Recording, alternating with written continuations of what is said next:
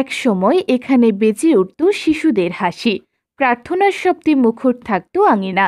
এখন সবখানে নীরবতা, ঝোপঝাড়ে ঢেকে গেছে একসময়ের স্বপ্নের ঠিকানা, Zia Memorial orphanage trust. Bagerhat সদর উপজেলার বেমুরতা ইউনিয়নের ফতেপুর গ্রামে অবস্থিত এই প্রতিষ্ঠানটি আজ শুধু অবহেলার নিদর্শন। ১৯৯৪ সালে তৎকালীন পররাষ্ট্রমন্ত্রী আসম মোস্তাফিজুর রহমানের হাতে এর ভিত্তিপ্রস্তর স্থাপিত হয়। ২০০০ সালে আনুষ্ঠানিকভাবে ৩০ জন এতিম ও দুস্থকে নিয়ে যাত্রা শুরু করে ট্রাস্টটি।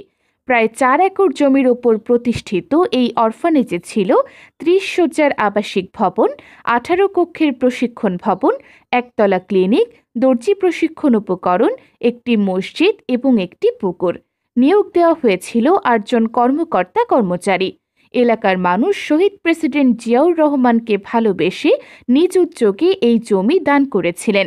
কিন্তু আজ সে স্থাপনাগুলোই ভেঙে পড়ছে, ছাদের রোলিং খসে পড়েছে, দেওয়ালের পলিস্টার ঝরে যাচ্ছে। ঘাস লতা গুল্মি চারদিকে ছড়িয়ে পড়েছে পরজীবী উদ্ভিদ। কোথাও নেই রক্ষণাবেক্ষণ, নেই কোনো তদারকি, যেন এক নির্জন ভূতের আস্তানা। ২০১০ সালে ওমান সরকারের অর্থায়নে প্রতিষ্ঠানটির সৌন্দর্যবর্ধনের কাজ শুরু হলেও এলাকাবাসীর অভিযোগ, তৎকালীন ক্ষমতাসীন আওয়ামী লীগের নেতারা সেই প্রকল্পের টাকা আত্মসাৎ করেন।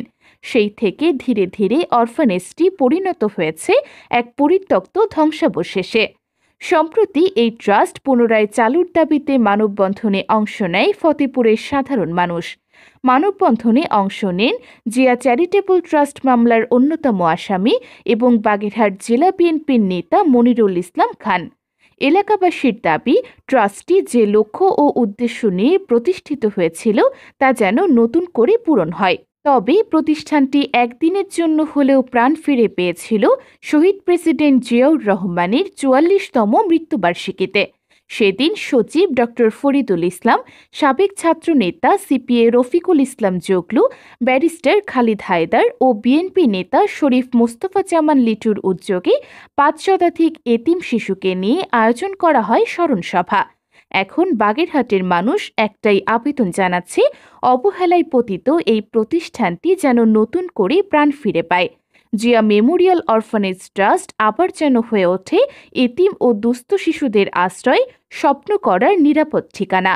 এজন্য সবাই বিএনপির ভারপ্রাপ্ত চেয়ারম্যান তারেক রহমানের হস্তক্ষেপ কামনা করেছেন।